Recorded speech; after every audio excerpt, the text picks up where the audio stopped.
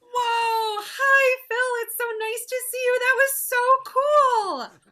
Hi, Oh, Ashley. Nice to see you too. Thanks so oh much my for good. having me today. Oh, I'm so glad that you're here. What in the world is that huge instrument that you were just playing on, and what family of instruments is it from? So, this instrument is the tuba. It's one of the low instruments in the orchestra, and you can see because of its size, it likes to play lower notes. It's a member of the brass family, and all of our brass instruments are made primarily out of metal. Brass is a mixture of a couple different metals, zinc and copper, and it's a very workable metal. So you can shape it into all different cool shapes to make a musical instrument. Oh, wow, that's so neat. Now, how in the world are you making a sound on that? It doesn't seem possible. It's so large. Well, we all brass players make a sound by buzzing our lips, and you do that at different frequencies, at the frequency of note you want to play. So it's as simple as just buzzing your lips together, and when your lips vibrate, that uh, allows the sound to be energized, and then this instrument, like all brass instruments, is just an amplifier. But in order to focus it into the instrument, we all have a mouthpiece that we play on, and so it's kind of a funny sound. And the mouthpiece allows you to then connect to the instrument, and then the sound takes off from there. Hey, I have a funny tuba joke for you. I bet your listeners would like a tuba joke. Oh, all the time. We love jokes. You've probably heard this one before. How do you fix a broken tuba? I have no idea. Well, with a tuba glue. That's great. Wow. I'm Yeah. wondering, are other tuba players funny like that too? Well, we try to be. We try and behave. You know, sitting in the back of the orchestra as we do, you got to be careful. So you're far away from the conductor, so it's a dangerous spot to be. But I'm sure. I've heard that about percussionists too. Is that a fairly yes, safe bet? that is safe. Yes. So I'm wondering, what are some of the highest sounds and lowest sounds that you can play on the tuba? Well, of course, being a low instrument in the brass family, we like playing low notes, and so actually, I bet most of your listeners can relate to the 88 keys that are on a regular concert piano, and the very lowest note on the piano is a sub contra A. And it's a note that actually not too many instruments in the orchestra can play. Even the contrabassoon or the double bass can't really play that note. But on tuba, you can play that note.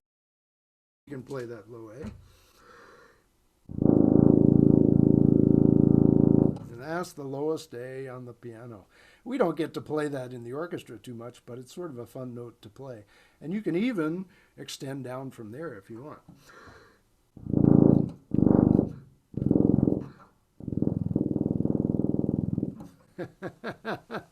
Those notes only are vibrating at maybe 20 or 22 cycles per second. Very slow, much slower than like A440 that the orchestra tunes to. So Wow, that that's does sound so low. most people aren't used to hearing notes in that register, but it's fun for us to play those notes. On the other end of the spectrum, a high note on the tuba is, of course, kind of a medium note or even a low note on most other instruments.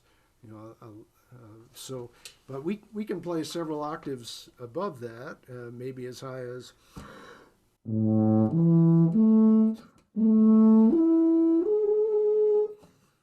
up to high A, something like that. So, brass instruments have a pretty big range, and the French horn and the tuba have among the largest ranges of all the brass instruments. So, but of course, we spend most of our time playing in our middle register and don't get to play those notes too often. Oh wow, that's neat. So if we want to be able to play the most notes, we would want to play on either a tuba or a horn, right? Well, To have access to them. the biggest range, yeah, in terms of octaves, right? That would include probably horn and tuba. I'm not going to make friends with any trombonists or euphoniumists or trumpet players, though, by saying that. Good to know. We'll keep that secret between us. Okay. So I'm wondering, you've played us a really neat excerpt at the very beginning. Could you play something that's just fast for us today so we could hear a fast tuba sound? I'd be happy to play something fast. Yeah, and I'm glad I got to play that little introduction to you. You know, that was sort of a New Orleans style bass line that tuba players like to play, and it kind of captures the nature of the instrument. So on a brass instrument, there are three things we can do to play fast. Right? We can move our fingers quickly, maybe something like this. Right? On a chromatic scale like that. Or we can move our lips quickly, maybe in this manner. Look, no hands. Right? That's all done just by changing the speed of my lip and gyrating between notes. Where the third component of playing fast is utilizing our tongue and moving our tongue quickly to articulate notes, something like this.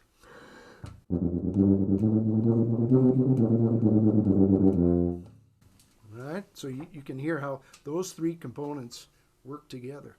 So I do have a little piece selected that shows off all of those elements kind of combined. But to do it, I'm going to pick up a different tuba. I have two tubas I'm going to play for you today.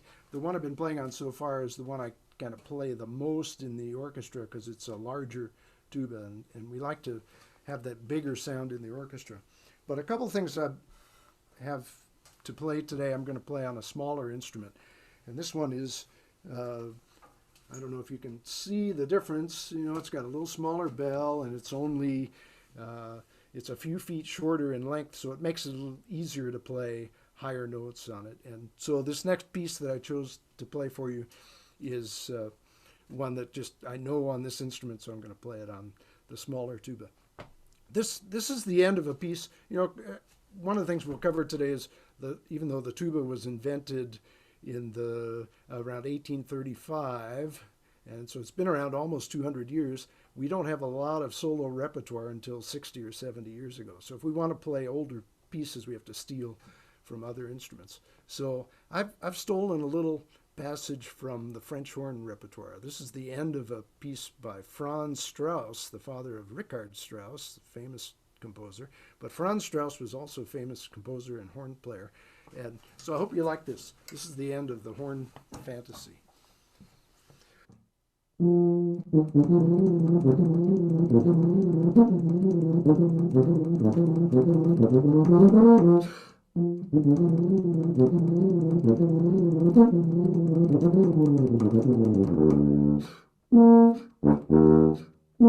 is.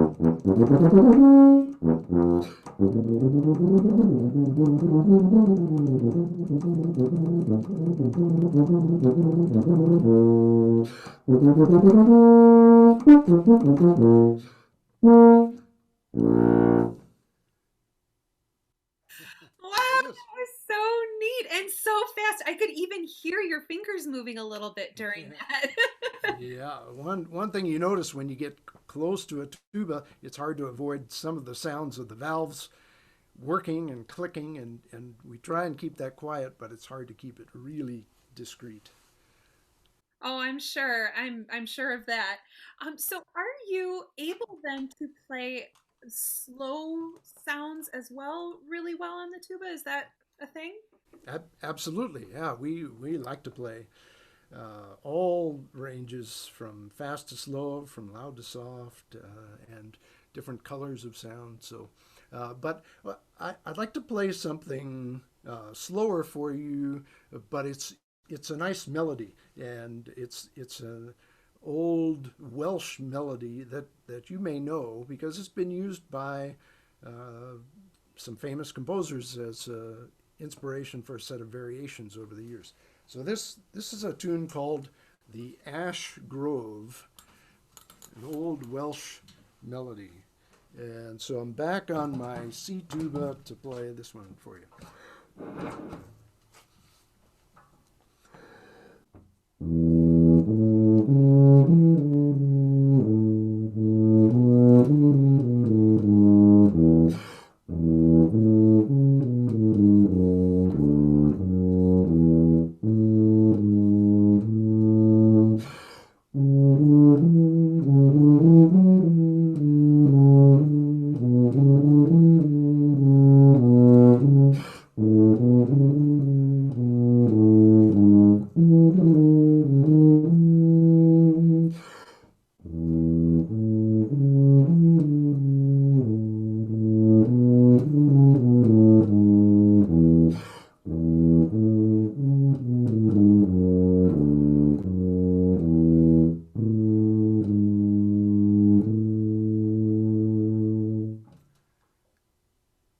Oh, that was so nice. I have heard that before. Yeah, isn't that a neat tune? Oh, I like that absolutely. melody so much. And even though it's not super slow, it certainly captures what we try and do on all brass instruments, which is to play smoothly and lyrically and show off the beauty of sound that we work to achieve over many, many years and to retain and show every day in everything we play. So playing tunes and melodies is really fun for us to do.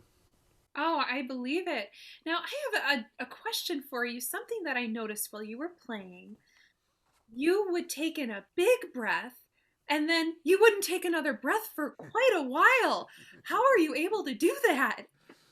Well, it's really dependent on what the volume of the music is because if we're playing something softer, we can sustain a line for 15 or 20 seconds or even a little bit longer depending on what it is. But if we're playing something very loudly, which maybe I can even demonstrate in a moment, we then play in a way that we use all of our air in just a few seconds time. And um, you know, normal capacity of air would be maybe, if you picture a gallon of milk that you'd get from the grocery store, that much air is about how much air, maybe a little bit more, that a normal adult would be able to use. And so I'm tapping into that 4 or 5 liters of air every time and taking a big breath. And then, through our training, we get used to controlling that air and spinning it out in a way that the buzz is retained and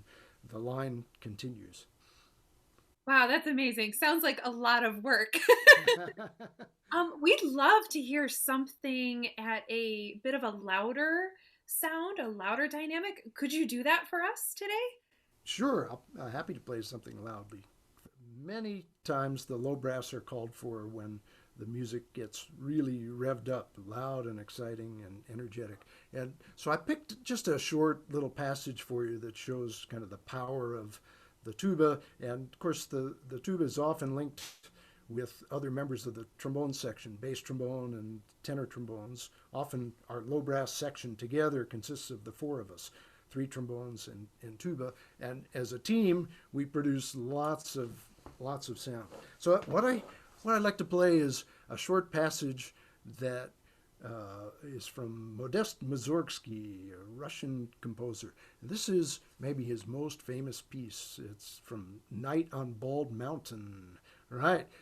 Made very famous, even though the piece was written in the 1860s or 1870s, it was made really famous in the Fantasia movie from about 80 years ago. And so when I play something like this, I'm using those 4 or 5 liters of air in just a short amount of time. And we're really moving a lot of air through the instrument. So, you ready for Night on Bald Mountain? Okay.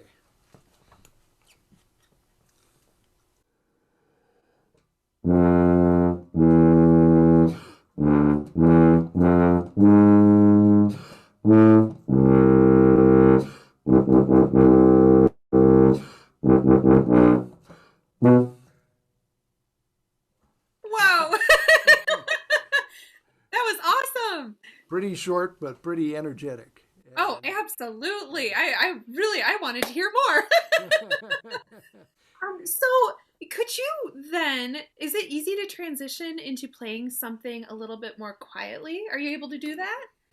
sure, it's difficult because going back and forth quickly, you're using all that air in just a few seconds and then all that air over a long period of time. But it's what we train for, so I'll give it a shot here. And so I picked another orchestral passage, but this is from a piece most people don't know because it rarely gets played. But it's one of the first pieces ever written specifically for the tuba, written around 1840 by Richard Wagner. And of course, tuba players love the music of Wagner because of the amazing operatic settings and the use of uh, all the brass players in those operas. But there's a piece that began as an orchestral piece called Ein Faust Overture, and it I've never gotten to play it in the orchestra, and it's rarely programmed. But it's sort of a good little test piece that sometimes we have to play on auditions because the whole overture starts with the tuba and the double basses playing pianissimo on this uh, very odd intervallic line. And so it's only two measures long, but the tempo is really, really slow. So I have to play this whole opening two bars in just one breath. It takes, I don't know, this is probably 12, 15 seconds long, something like that. So would you like to hear it? Oh my gosh, yes.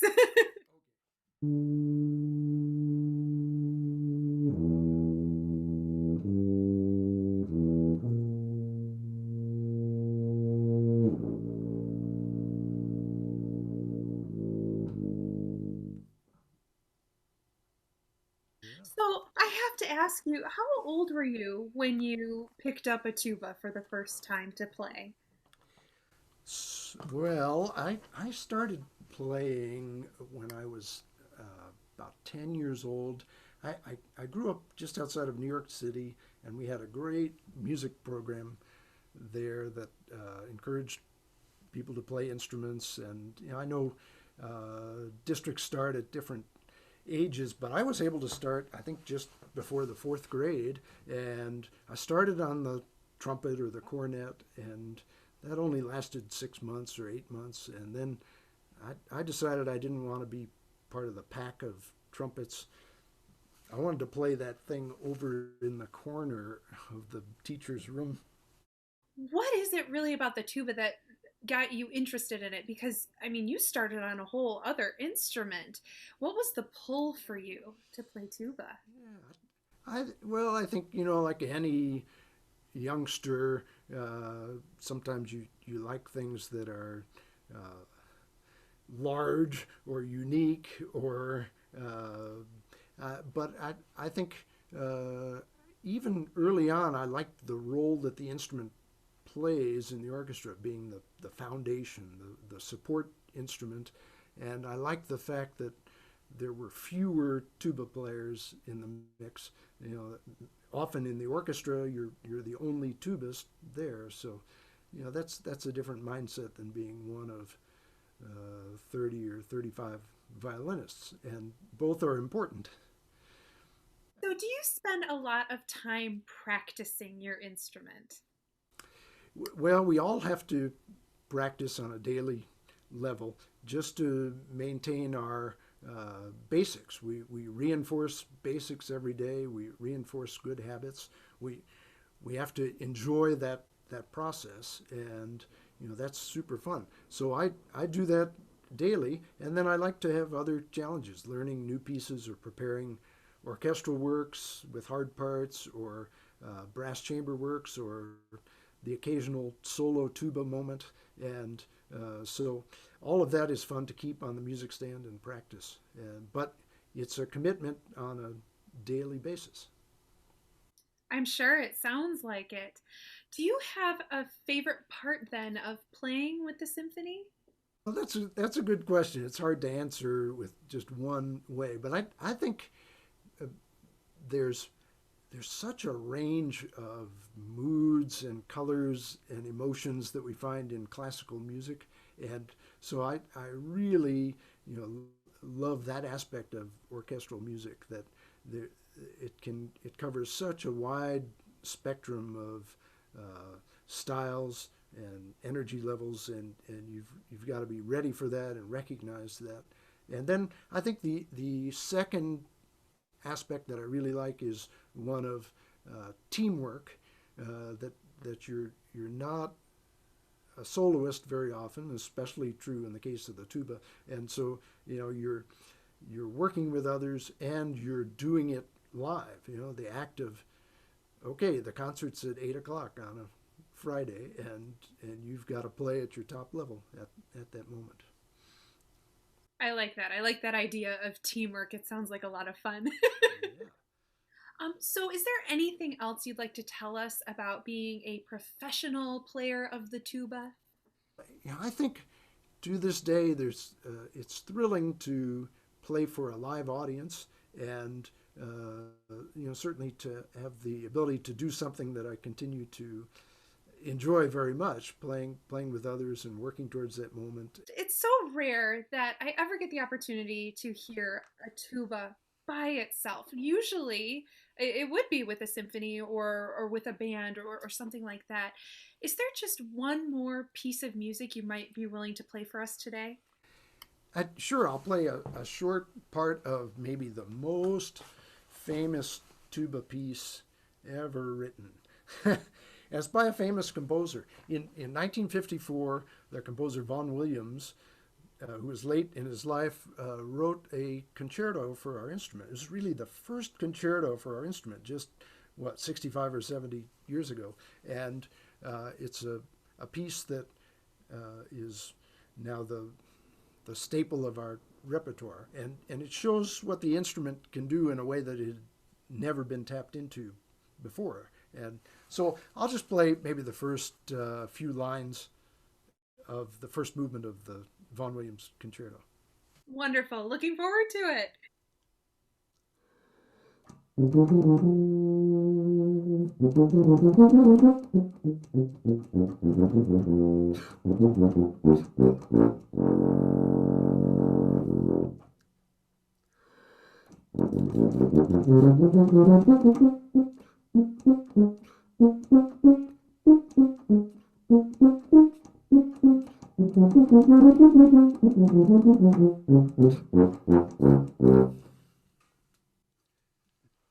Wonderful. Oh, that was so much fun. That's just a little bit of it. It's a 13-minute piece that really tests the instrument. But Oh, neat. Well, thank you so much for coming here and sharing your instrument and your talents with us today. We appreciate it so much. it's my pleasure to work with you today, Ashley. Thanks so much for inviting me, and appreciate the Symphony's administration and Tim Muffett supporting this activity.